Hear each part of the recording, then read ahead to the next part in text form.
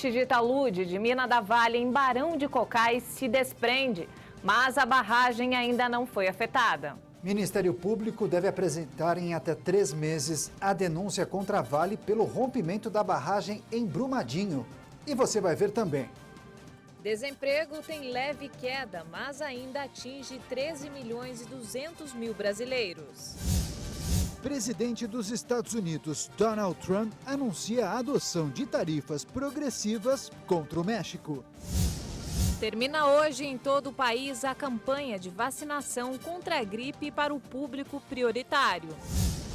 Dia Mundial Sem Tabaco. Apesar de campanhas, o cigarro mata mais de 7 milhões de pessoas por ano no mundo. Tudo isso e muito mais, agora na edição de 1 da tarde.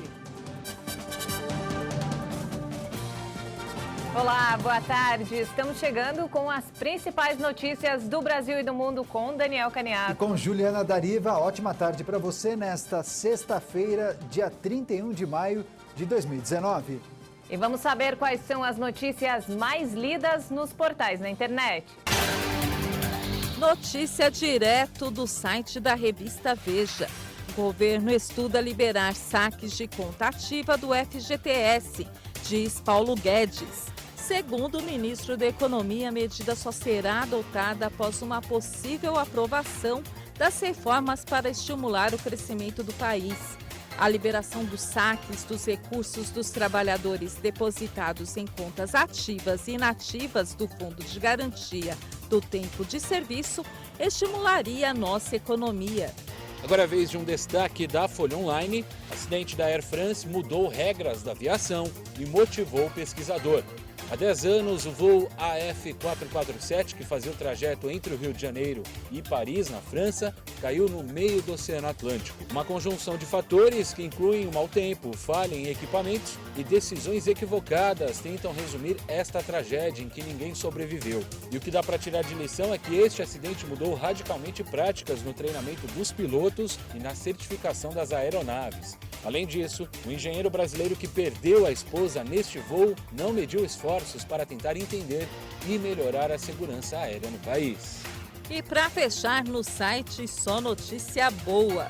Artesã cria bonecos de panos diferentes para promover inclusão. É tudo fruto do belo trabalho manual da artesã Cristiane Mendonça. Ela faz esses belos bonecos de pano para promover valores únicos, igualdade e entender as diferenças entre as crianças. A ideia surgiu após um pedido de uma amiga.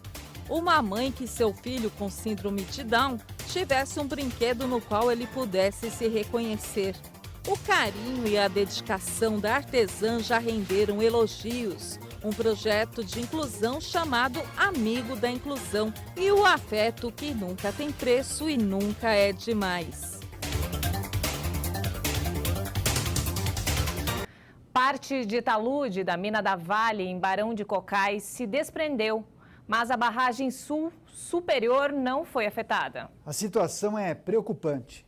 Desde o fim do ano passado, o talude da mina Gongo Soco já se deslocou cerca de 2 metros. Esses deslocamentos exigem que a mobilização de emergência esteja em alerta. A Vale informou por meio de nota que identificou nesta madrugada o desprendimento de fragmentos do talude norte da cava da mina em Barão de Cocais. Esses blocos foram se acomodando no fundo da cava.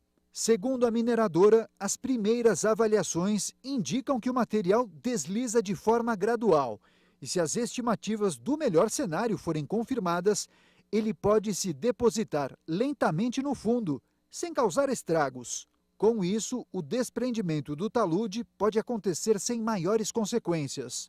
Mesmo assim, o monitoramento precisa ser constante diante das incertezas. A Agência Nacional de Mineração informou que somente neste ano o paredão já se movimentou 2 metros. E nesta quinta-feira, o deslocamento registrado foi de 29,1 centímetros em pontos isolados. O talude é constituído de minério de ferro, que é muito pesado e pode levar algum tempo para se desprender. O pior cenário é um descolamento repentino da placa, que causaria uma onda, capaz de fazer com que os rejeitos da barragem sul superior iniciassem um processo de liquefação e rompimento. Os moradores do distrito de Socorro, em Barão de Cocais, foram retirados de suas casas. Em caso de rompimento da barragem, a lama demoraria apenas 6 minutos para atingir a comunidade. E o Ministério Público Federal de Minas Gerais devem apresentar em até 3 meses a denúncia contra a Vale e também os responsáveis pelo rompimento da barragem do córrego do Feijão, em Brumadinho. Os representantes dos órgãos que participaram hoje de uma reunião no Senado disseram que há provas suficientes para incriminar a Vale e seus agentes pelos crimes ambientais e também pelas mortes de mais de 240 pessoas. O objetivo é conseguir a reparação integral do meio ambiente e a indenização total em favor das vítimas e também a punição dos responsáveis. Até o momento, 245 mortes foram confirmadas e 25 pessoas seguem desaparecidas. Depois de mais de 2 anos preso no Paraná, o ex-presidente da Câmara, Eduardo Cunha, foi transferido hoje para o Rio de Janeiro. Ele deixou o complexo médico penal em Pinhais, na região metropolitana de Curitiba, nesta manhã. A Polícia Federal informou que no Rio de Janeiro, Cunha vai ficar detido no presídio Pedrolino Werling de Oliveira, conhecido como Bangu 8. Condenado pela Lava Jato, ele vai continuar a cumprir a pena de 14 anos e 6 meses de detenção. E no Rio de Janeiro, a Polícia Civil e o Ministério Público prenderam 7 pessoas suspeitas de integrar uma milícia, que é acusada de participar do assassinato da vereadora Marielle Franco. Veja esse e outros destaques em um giro de notícias pelo Brasil. A Operação Entourage tenta cumprir 30 mandados de prisão no Rio de Janeiro. O objetivo é desarticular e prender integrantes da milícia de Orlando Curicica. Dos 7 presos, 3 são policiais militares. O PM Rodrigo Jorge Ferreira também é alvo da operação. Em depoimento anterior à Polícia Federal, Ferreira disse ter mentido ao incriminar Curicica porque ele teria tomado sua central clandestina de TV a cabo. Ele é apontado pela Polícia Federal como responsável por atrapalhar a investigação da morte da vereadora Marielle Franco e do motorista Anderson Gomes. Os dois foram assassinados dia 14 de março do ano passado. No Paraná, um temporal causou estragos em 12 cidades. Um bebê de 8 meses morreu em Guarapuava após ser arrastado pela enxurrada. Muitas casas foram destelhadas, árvores caíram e ruas ficaram alagadas. Milhares de pessoas ficaram sem luz e houve ainda falta de água. Em Santa Catarina, um temporal elevou o nível dos rios e colocou várias cidades em alerta. Famílias ficaram desalojadas e as escolas públicas cancelaram as aulas. Em Imaruí, um idoso morreu após tentar passar por um córrego e ser levado pela correnteza. Em Sorocaba, no interior de São Paulo, o suspeito de matar uma jovem de 19 anos cumpria pena por abuso e estava em saidinha de Dia das Mães. Uma câmera registrou o momento em que Paulo César Manuel, de 40 anos, aborda a vítima minutos depois dela prestar vestibular. Rafaela de Campos foi encontrada morta em um rio um dia depois de desaparecer. Em São Paulo, o juiz negou o pedido da empresa de patinetes para suspender o decreto da prefeitura que impõe regras aos usuários do transporte coletivo. O decreto determina o uso de capacetes e a proibição de circular em calçadas. A empresa alegou que segue as regras previstas no Conselho Nacional de Trânsito e alegou que recorreu da decisão. Mais de 17 presos de Manaus foram transferidos para unidades federais após um massacre em presídios. Ao todo, 26 detentos, identificados como líderes de grupos criminosos, deixaram a capital. As transferências de cadeias de Manaus para presídios federais acontecem após as mortes de 55 presos em 4 prisões amazonenses. A medida atende a um pedido do governo do Amazonas ao Ministério da Justiça e Segurança Pública. As primeiras 9 transferências aconteceram na terça-feira, mas o Ministério Público do Amazonas afirmou que eles não eram os mandantes da chacina. Segundo a Procuradoria-Geral do Estado, mais 20 líderes de facções seriam levados para presídios federais. Os detentos transferidos agora foram identificados como uma ameaça à ordem no Estado. As investigações apontam que as mortes de presos entre domingo e segunda-feira foram causadas por uma briga interna na facção criminosa Família do Norte, que é a terceira maior do país e controla a rota de escoamento de cocaína pelo Rio Solimões. A hipótese é de uma racha e que líderes da facção tenham se enfrentado. A Secretaria de Administração Penitenciária tenta desarticular a ação de grupos criminosos no sistema prisional. O governo informou que, para serem transferidos, os detentos devem atender a requisitos técnicos e jurídicos, somados aos dados de inteligência que comprovem a necessidade de separar os responsáveis para estabilizar o sistema. Agora, destaque de economia: o desemprego teve uma leve baixa no trimestre terminado em abril, mas ainda atinge 13 milhões e 200 mil brasileiros. Segundo o IBGE, o número de trabalhadores que são subutilizados bateu recorde no período.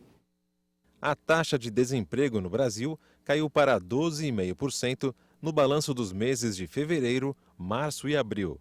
Mesmo assim, muitas pessoas ainda seguem sem emprego fixo.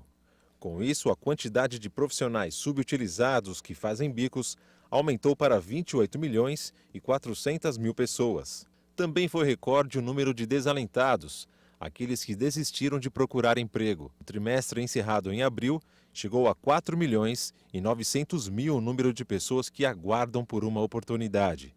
Segundo o IBGE, a população ocupada no país somou 92 milhões e 400 mil pessoas, uma alta de 1 milhão e 900 mil pessoas em relação ao mesmo trimestre do ano passado. A boa notícia foi que o número de empregados no setor privado com carteira assinada cresceu 0,8%, somando mais de 270 mil pessoas. De acordo com o coordenador de Trabalho e Rendimento do IBGE, Simar Azeredo, após 16 trimestres, o Brasil voltou a gerar vagas com carteira de trabalho assinada.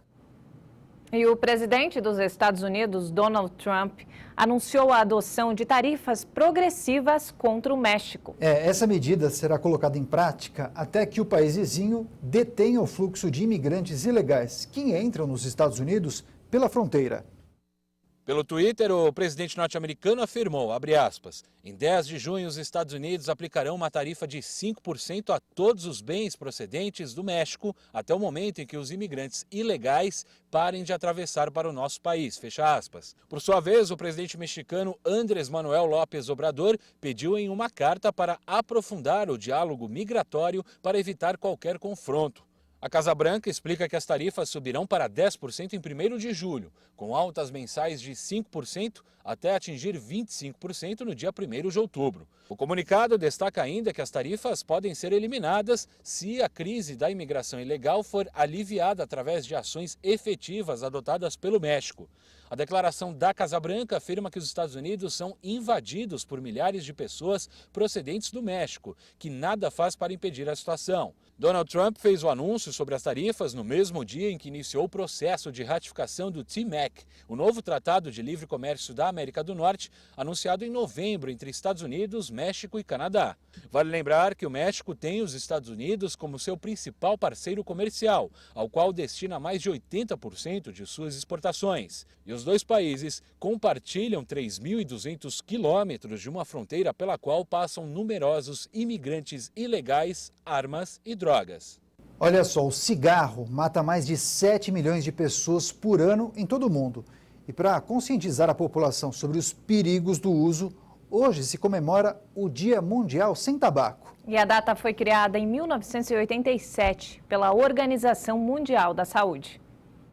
O Wagner fuma há 30 anos. Começou ainda novo por influência de amigos. Ele sabe que faz mal e já tentou parar. Conseguiu ficar 8 meses longe do vício, mas não resistiu e fuma até hoje, mesmo com a saúde em risco. Eu não posso, né, fumar, porque eu já tive infarto já. O mal que o cigarro causa, todo fumante conhece bem. Mesmo assim, muitos nem pensam em parar. Há quanto tempo você fuma? Poxa vida, há uns 35 anos mais ou menos. Você já pensou em parar? Não. A OMS diz que 90% dos fumantes começaram a fumar antes dos 19 anos. Na faixa entre 10 e 15 anos de idade, que é onde o jovem já está entrando na adolescência, as ansiedades aparecem, os problemas em casa também aparecem. Então, como o cigarro contém a nicotina, que ajuda que a nicotina diminui essa ansiedade, eles passam a utilizar, não percebendo essa relação direta, e com 3 meses de utilização, eles estão dependentes. A boa notícia é que nos últimos 25 anos, o número de tabagistas no mundo tem caído significativamente. No Brasil, 30% da população já foi tabagista e hoje este índice não chega nem a 20%. O Brasil, eu diria que é um dos países modelo, não só no tratamento, mas no controle do tabagismo do ponto de políticas públicas. O controle do fumo em ambiente fechado, a lei nacional também, que acaba abarcando todos os estados.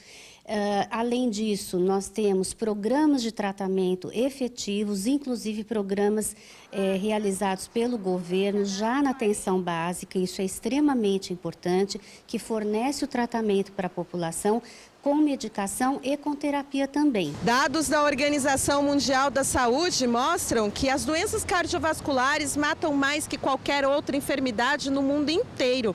E o que muita gente não sabe é que o uso do tabaco é a segunda principal causa dessas doenças, perdendo apenas para a pressão arterial alta. Os tabagistas estão sujeitos a ter um infarto do miocárdio, a ter um acidente vascular cerebral, também conhecido pelo leigo como um derrame cerebral, pode acometer a circulação nas pernas, nos rins, enfim, todo o nosso sistema vascular pode ser acometido pelo cigarro. Por ano, são 7 milhões de mortes no mundo por doenças provocadas pelo tabagismo. No Brasil, são 426 por dia.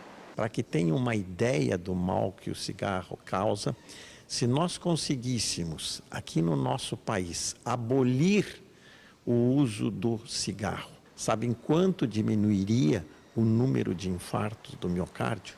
Em 30%. Se você é fumante ou convive com um, dê força para ele largar o vício. Não é impossível, basta ter determinação e persistência. 2 israelenses ficaram feridos, um deles gravemente nesta sexta-feira, em um ataque com faca na cidade velha de Jerusalém. O autor foi morto pela polícia. Imagens de uma câmera de segurança mostram o momento em que um palestino agrediu 2 israelenses na cidade velha de Jerusalém. Os ataques foram realizados com uma faca. Em seguida, a polícia chegou ao local e atirou contra o agressor que morreu. Os agentes identificaram o autor do ataque como um palestino de 19 anos. O ataque foi registrado poucas horas antes da chegada de dezenas de milhares de palestinos à Cidade Velha. Nesta sexta-feira, eles celebram a oração final do Ramadã, o mês sagrado para os muçulmanos. Também ocorre 2 dias antes de uma grande marcha israelense para o Dia de Jerusalém. O ato marca a reunificação da cidade após a tomada da parte oriental durante a Guerra dos 6 Dias em 1967. A manifestação causa tensões com os palestinos todos os anos. E o vulcão na ilha indonésia de Bali entrou em erupção hoje, expelindo uma nuvem de cinzas e fumaça a mais de 2.000 metros de altura. O Monte Agung vem entrando em erupção periodicamente desde que voltou à vida em 2017. Ele permanece no 2º nível mais alto de alerta de perigo e há uma zona restrita de 4 quilômetros ao redor da cratera. No último verão, dezenas de voos foram cancelados depois que o vulcão entrou em erupção. Em outra ocorrência, em 2017, dezenas de milhares de moradores precisaram se abrigar em centros de evacuação. A última grande erupção do Agung, em 1963, matou cerca de 1.600 pessoas. A Indonésia está situada no Anel de Fogo do Pacífico, uma vasta zona de instabilidade geológica, onde a colisão de placas tectônicas causa sismos frequentes e grande atividade vulcânica. E veja a seguir, uma pessoa morre e 5 ficam feridas em um incêndio em Aparecida de Goiânia. E você vai ver também, termina hoje em todo o país a campanha de vacinação contra a gripe, mas para o público prioritário. Fique com a gente, nós voltamos já.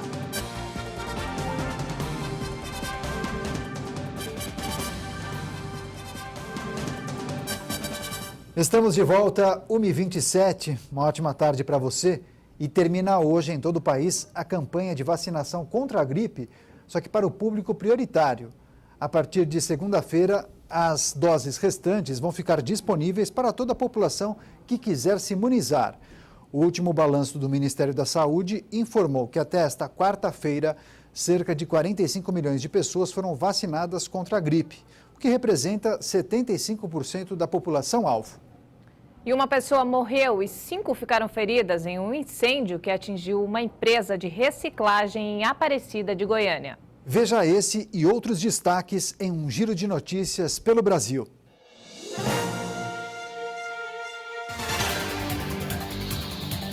Um incêndio de grandes proporções atingiu uma fábrica de materiais recicláveis no setor Chácara São Pedro, em Aparecida de Goiânia, na noite desta quinta-feira. De acordo com os bombeiros, uma pessoa morreu e 5 sofreram queimaduras após uma explosão no compartimento de gás de uma empilhadeira. As causas do acidente estão sendo investigadas. O Flamengo recebeu o alvará definitivo para funcionamento do Centro de Treinamento Ninho do Urubu, em Vargem Grande, na zona oeste do Rio de Janeiro. Em fevereiro, um incêndio nos dormitórios de base matou 10 atletas, com idades entre 14 e 16 anos. Na época, a prefeitura disse que o local não tinha licença para funcionar. Em Iguaí, no interior de São Paulo, o cantor sertanejo Guilherme Palaia Juliari, de 26 anos, morreu em um acidente de trânsito após bater a moto que pilotava na traseira de um caminhão. O veículo estava parado na pista por conta de uma pane mecânica. O acidente ocorreu na manhã de quinta-feira. Câmeras de segurança de um shopping de Ribeirão Preto, no interior de São Paulo, gravaram a movimentação dos assaltantes que furtaram uma joalheria que estava sem energia elétrica. Uma funcionária da loja descobriu o furto quando percebeu que estavam faltando joias e relógios das prateleiras. A polícia investiga o caso. 11 brasileiros suspeitos de envolvimento com o tráfico de drogas e na execução de pessoas foram presos com armas no Paraguai. De acordo com a polícia, a suspeita de que o grupo estaria envolvido na chacina do último dia 22, em Pedro Juan Cabaleiro, na divisa com Ponta Porã. Na época, 6 pessoas foram mortas e um bebê ficou ferido. Muitas notícias, hein? Não temos mais tempo, ponto final nessa edição. Nós agradecemos demais sua companhia e audiência. E nós voltamos na segunda-feira. Ótimo fim de semana para você e até lá.